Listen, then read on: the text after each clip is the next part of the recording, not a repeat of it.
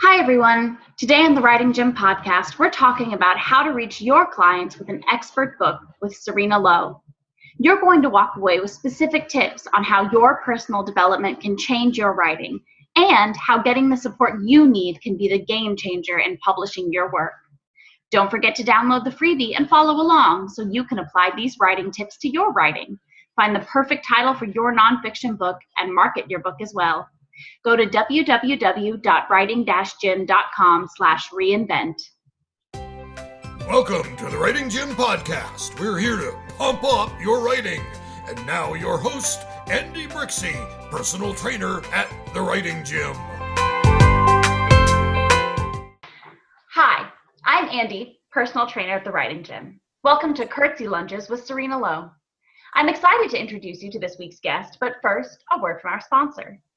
Are you frustrated watching everyone else get published and secretly scared your writing isn't good enough, or that you just don't have the in that you need to make it happen? Want the access to that in? Check out the Writing Gym at www.writing-gym.com. And now I'd like to introduce our resident writing coach, the gal who helps you pump your writing into shape in the Writing Gym. Welcome back to the Writing Gym podcast, Annalisa Parent. It's so great to be here lifting weights with you again, Andy. Look, guys, I know that I've revealed some fun little facts about Annalisa, but this one is just plain adorable. If you happen to be shopping and run into Annalisa in a kids' clothing department, she's not purchasing for a friend. She actually buys most of her clothes from the children's department. That's right, everyone. Not only is she young at heart, she's young of wardrobe as well. Check it out. We will put some fantastic photos in the show notes. And now to introduce all of you lovely listeners to our fantastic guest this week. Serena Lowe is a midlife career mentor to professional women in their 40s who are transitioning from the corporate world into starting their own business. She's also an Amazon best-selling author and a certified social and emotional intelligence coach. Her book is called The Hero Within, Reinvent Your Life, One New Chapter at a Time. Welcome, Serena. Thank you so much, Andy. Thanks for having me here. Of course, we're so excited. So I read up about you and perused your website, and you began your career as a government lawyer, and then at 35, you just changed that entire path. Can you tell us how that came about and what made you decide to do that? I think it wasn't one particular incident that triggered the change, but mostly it was a process, I think, of after having my first child and taking a year off work to look after her and to experience what it meant to be a full-time mom. I started thinking that maybe there was something else I could be doing with my life. And I had always loved helping people, supporting and encouraging people and empowering people. And initially I had thought that I could do that as a lawyer. But as years went by, you come to an understanding of how the system works, and there are constraints within the system.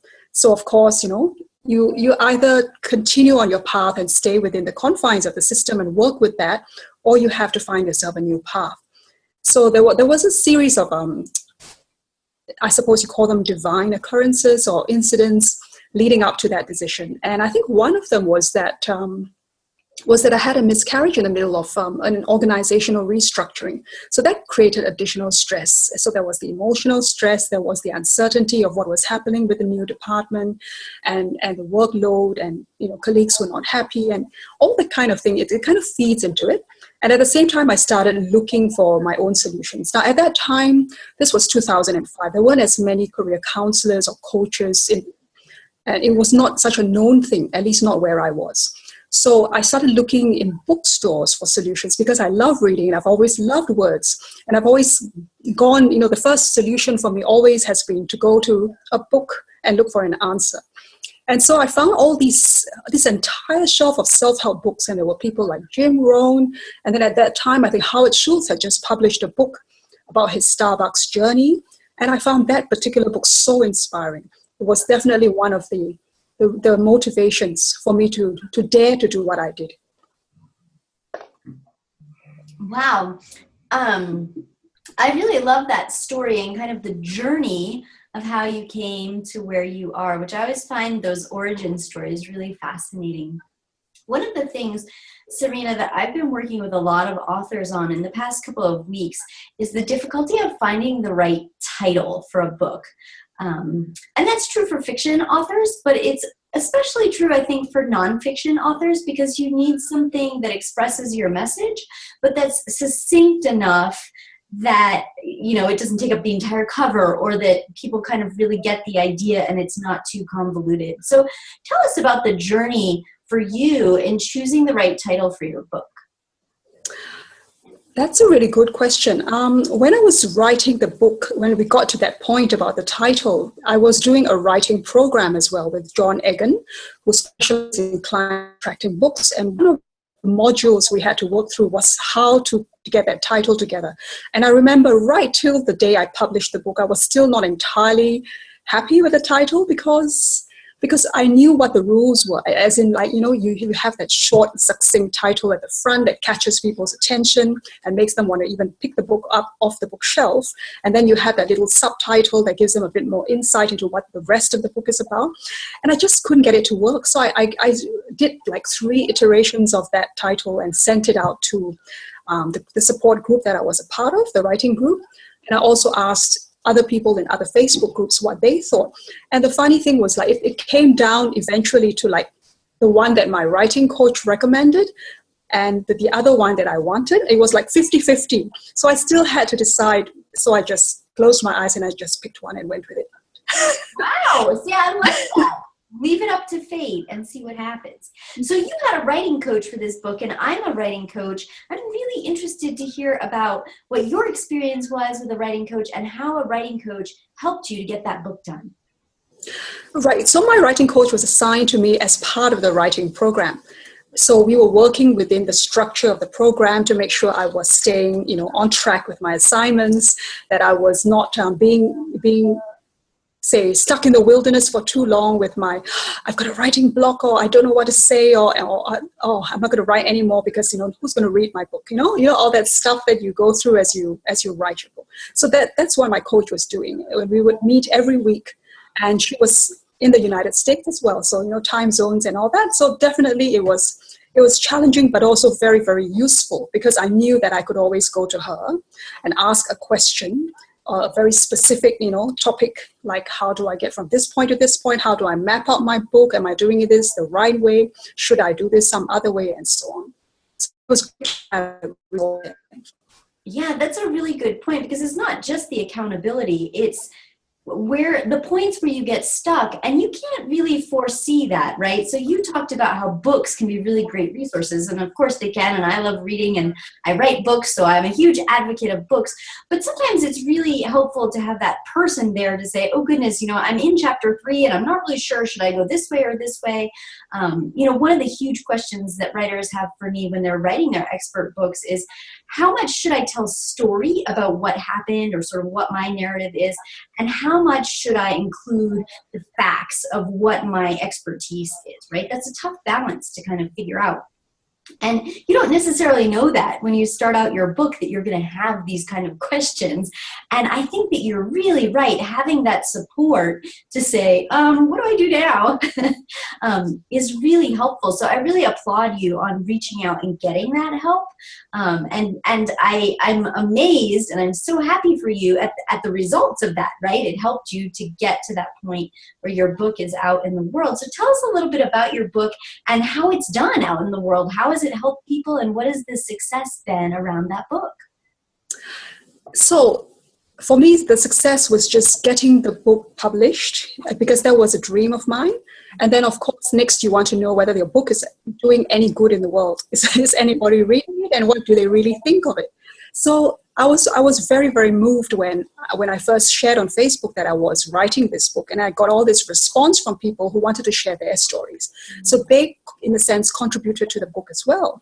And then when the book was finally published, and I mentioned that, you know, it was It had become an Amazon bestseller. Then all of a sudden, friends and old classmates and all that would suddenly perked up their ears and got in contact and said, how can I get a copy of your book? So that was very, very encouraging for me on a personal level, for this book as well. And the feedback that I've got so far from people is that they feel inspired by it. It has helped them through a similar situation. And that was really what the book was designed to do as well. Great. And so we're going to include a link to your book, of course, so that our listeners can take a look at your book as well, and hopefully get some help from your amazing narrative about getting. Now, tell us a little bit about the work that you do and how this book plays into the coaching that you do. Sure. So this book is about the hero that is inside all of us. So the emphasis is really on our power to reinvent ourselves at any point in our lives. So all the people that I had interviewed had undergone some significant life or professional or other events, and they had overcome those difficult situations, and they had come out, successful and thriving on the other side. And really, the message to people is that whatever situation we are in right now, it's not a permanent thing. We can overcome it, and here's how some other people have done it. And that I offer this information to them in the hope that it inspires and encourages them.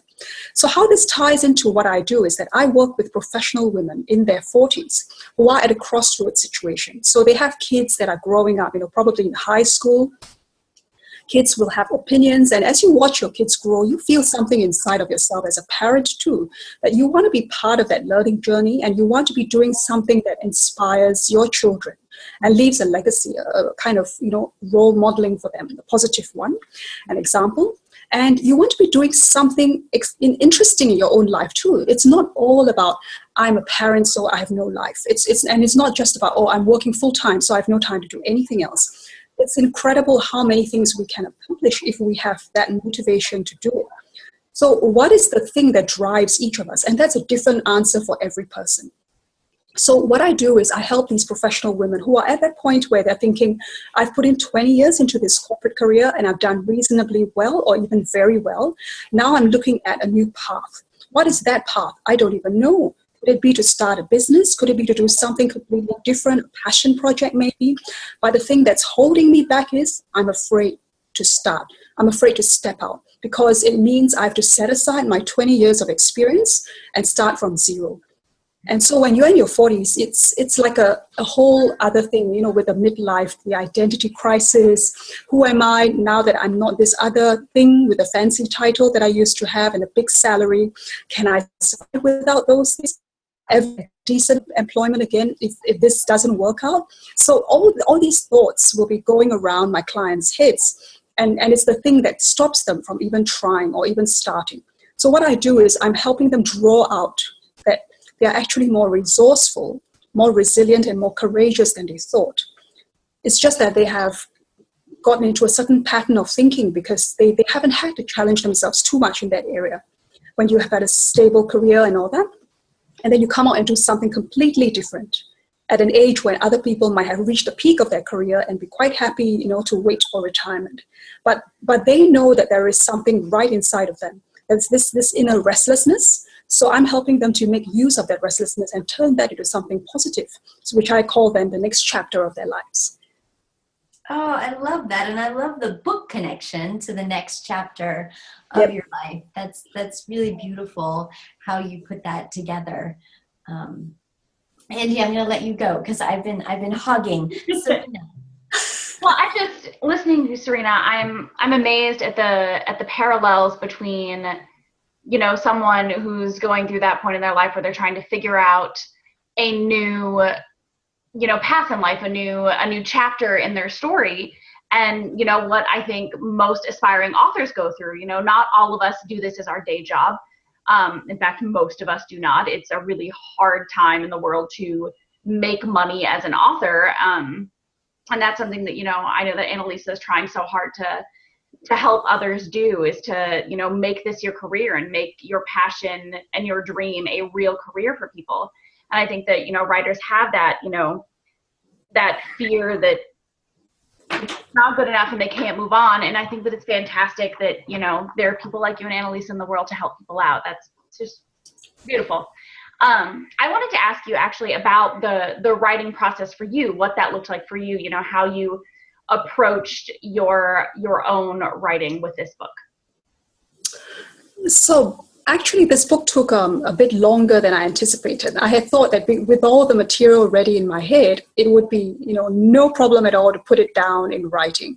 But the truth of it is that it actually took me like 2 years from the point when I actually started typing to the point where the book was ready for publication. And because I don't write very well by hand, I seem to have lost that ability completely after I started work for some reason. So typing, you type and then you start editing. You type and then you backspace and you say, I'm not happy with it, with any of that. And then entire paragraphs just go off. So I had to learn the hard way that you actually have to separate out those functions, and that when you are in that creative zone, you simply write and you stop judging yourself while you're trying to write at the same time. That took me a really long time to get around, because having been a lawyer as well, that there is that element of wanting to do well and wanting to do it right and perfectly and get it right the first time and so on. So that was a huge impediment. The other thing I think was that some days life just happens. You just dry up and nothing comes forth. So I had to make an allowance for that too. And of course, with kids and family, there are bound to be disruptions. It was not like I was going to be sitting down writing full time. I was doing other things as well. I was building my coaching practice. I was, raising the family and so on. So I think people need to remember that life goes on, and that the writing is just one part of it, and to not be too demanding of themselves. I think to let it come out, to unfold itself organically. I love that you acknowledge that the creative process and the editing process are separate. This is a theme that comes up over and over on the podcast, and certainly we'll put a link in the show notes to the article that I wrote about what that looks like and how to work through those separate processes as a writer. But it is so true, and I can see Andy is writing right now, and I know she's writing this in big, gigantic letters. They really are two separate processes, and I love that you, as a writer, came to understand that, because there are writers, and they're far and few between, who can write a sentence. Oscar Wilde was this way, right? And then you go back and change a comma, and then finish the sentence, and then go back and change a verb, right? And I mean, you may finish a sentence in a day. But for the rest of us who aren't the genius of Oscar Wilde, we have to just let go and just put it out there, and you know what, this might be terrible, but it's okay, because I can go back and I can fix this. And there's a lot that happens once we can put on that critical thinking. And I don't mean critical in the sense of I'm so terrible and I'm an awful writer. I mean, we do that to ourselves too. But really being able to say, does this work? Is this the best way to express this? That kind of critical, and really kind of shape and work the piece. But it is absolutely true that creative process and that critical thinking process are two totally separate things. We call them both writing, but they're really totally separate, big old gap between them. So thank you so much for bringing up that really important point for writers. So tell us, Serena, how long did it take you to finish the book? What was from brainstorming to publication? What did that look like for you? It actually took me the better part of 2 years, because when I started writing, it was, I was feeling inspired by something that Brendan Burchard had said or written somewhere, and he's one of my favorite influences. So I started writing. But when I wrote, it was just from my own perspective. So it was me pouring out my story. The funny thing is that as I let people know, and even then I had difficulty letting people know that I was doing this thing. I was like trying to hide it, just in case it goes wrong. It's good that nobody knows about it. And so it started taking on a little life of its own. It's like people started getting curious, and then when I told them what the theme was, they said, hey, I know someone who has been through that situation. Do you think you would like to know their story too? Or I've been through what you just said. Can I share my story with you?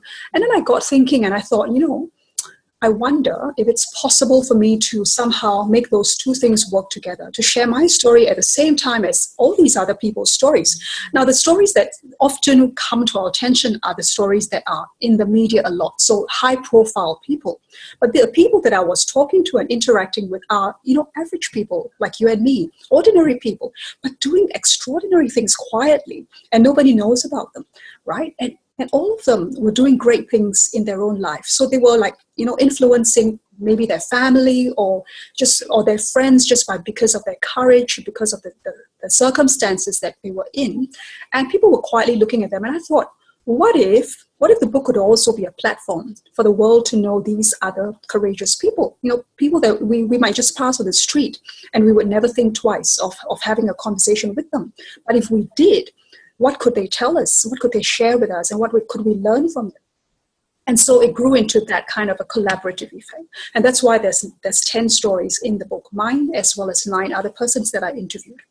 And also that's there was, some of them lived overseas. And so there was a lot of, the timing issues, trying to coordinate a time to interview them, and then making sure that they were okay with the way it was written. And some wanted to rewrite it in their own words.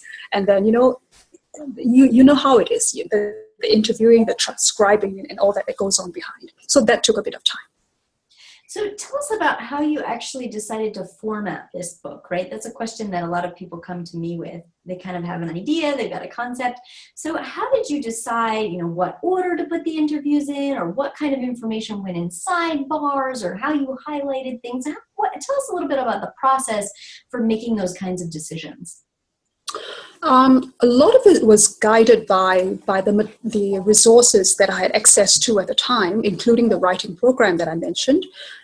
But mostly it was from reading other people's books of a similar genre and noting the things that worked for them and the things that attracted me as a reader. So like if I saw that they had interspersed their writing with lots of inspirational quotes, and if I liked that idea, I would start thinking about where would I put my quotes, who would be the ones I would be getting my quotes from, and how does that fit into, the thread of the story that I'm trying to narrate. Yeah, so things like that. So I was getting my inspiration from different sources. Great. I love that you brought up reading within the same genre, because that's so important to know, not only how can I model the writing, but also for the marketing, what's already out there. Has anybody written a book similar to this? Where can I position my book? Those are all really important questions that reading within your genre is going to tell you. And then, of course, reading outside your genre, if you're writing, as you did, an expert book, let's say that you start reading, crime fiction or something, right? That really gets you into a creative zone. It seems like it wouldn't be related, but, anything that you can do to create it can make you a better writer, even though it seems like, crime fiction and an expert book, what could those have to do with each other? But it's really true that reading across multiple genres really helps you to become a better writer, regardless of where you're writing. So you said, Serena, that you love books, and I love books, and I would love to hear. Now, I'm not going to do this to you and say I want your one favorite book, because I know. So give us some of your top favorite books, and maybe you can touch on kind of some of your nonfiction business type books, and maybe some other types of books that you like to read for fun. Okay, wow. So let's talk about some of the fiction writers. You mentioned crime fiction. I love Agatha Christie. I also like fantasy fiction that has to do with mythology. I'm a huge fan of classical mythology. I love Roman and Greek myths and Egyptian myths and all that. So I know probably nobody would say this, but I actually enjoy Rick Riordan's books. I was just going to ask you. I love him. I've got all of the Percy Jackson series, and my kids and I would talk about them. The older one has grown out of that now. She's now in the roll my eyeballs kind of phase. But the younger one still loves mythology. So we're now onto Magnus Chase. And she thinks, Mom, do you think he might go on to, maybe Mayan and, mythology next, or Chinese gods or something? And we have these great conversations about mythology, and just love it. Can't stop talking about it. And I want to do a tour of the ancient places one day and visit all these places. Yeah, and I'm just going to hop in there around Rick Riordan because I feel like, and we'll put a link to him in the show notes, but for those of you who haven't read his work, he does a really good job of modernizing the Greek myths. And so if you're a fiction writer, or if you're any kind of writer, and you're looking for a really good example on how to create a story from a world that's already been generated, this guy is a genius. I mean, he just hits that nail on the head. I mean, there's a reason he was picked up to make films out of his books. They're just very well done, and I feel like they're approachable not only for the target audience, which I believe is around 4th, 5th grade, 9, 10 years old, but, I've talked to high schoolers who love these books. I talk to adults like you and me who love these books. I just feel like they're just very well done. And that's the thing about a well-done book. It's going to appeal to multiple audiences. That's right. So I interrupted your book reading. So please tell more about books you love. I think you mentioned some personal development books. So, I've got shelves full of those. So I can't pick any favorites, but I'm thinking Brendan Burchard is one of them. I've got Michael E. Gerber's book here.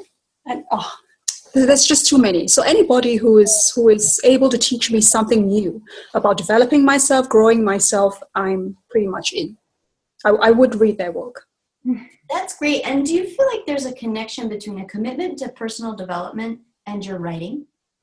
Definitely, because a writer is on that kind of a journey as well. The writing journey is a personal development journey. We are not the same person when we start a book as the person we are when we finish the book, because we are growing through it as well, unless, of course, we stop ourselves from growing in some way. I think if left to ourselves, we can't help but grow. So you might have started out with a certain idea or a certain audience you want to write to, or a certain concept, and then things happen.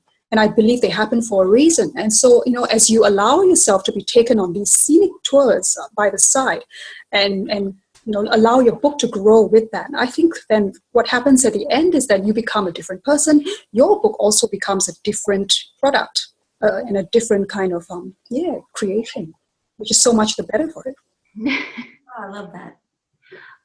So the final question that we ask of all of our guests is, if you had one piece of writing advice to give to aspiring authors, what would that be? To aspiring authors, I would say just write. Just start. Don't judge yourself, because you don't know yet what you're capable of. And if you feel like, I can't because, for whatever reasons, there are so many people and so many resources out there that are just ready to help you, like what I and Lisa, and simply ask for that help that you need. But trust in yourself that if there is a message that's burning inside of you, and you know that someone can benefit from it, even if it's just 1 or 2 people, just plant that seed and let it grow. I love that. Yeah, that is beautiful advice. You guys heard it from Serena herself. Just write, start, don't judge yourself. You have no idea what you're capable of, and make sure and ask for help. There are resources like the Writing Gym, like people like Serena and Annalisa, people that can give you an idea of where you can go in your life and what you can do. And you need to trust yourself that you are ready to have that journey. Thank you so much for joining us today, Serena. You can find Serena's book, blog, and sign up to work with her on her website. We will include the links in the show notes, so make sure and check them out at www.writing-gym.com/reinvent. And thank you so much, Annalisa, for more of your great writing advice. Annalisa is the resident writing coach in the Writing Gym. She helps writers break free from not good enough so that they can write freely and meet and exceed their publishing goals. Writers who are serious about improving their craft and publishing can work one-on-one with her in the Writing Gym. We are currently selecting applications at www.writing-gym.com. And bonus, you know how you always say, I love to write, but I just can't find the time? Well, what would it be like to have a gentle guide, someone to check in with you on how you're doing on your weekly writing goals? Well, you can. We even have a personal trainer, me.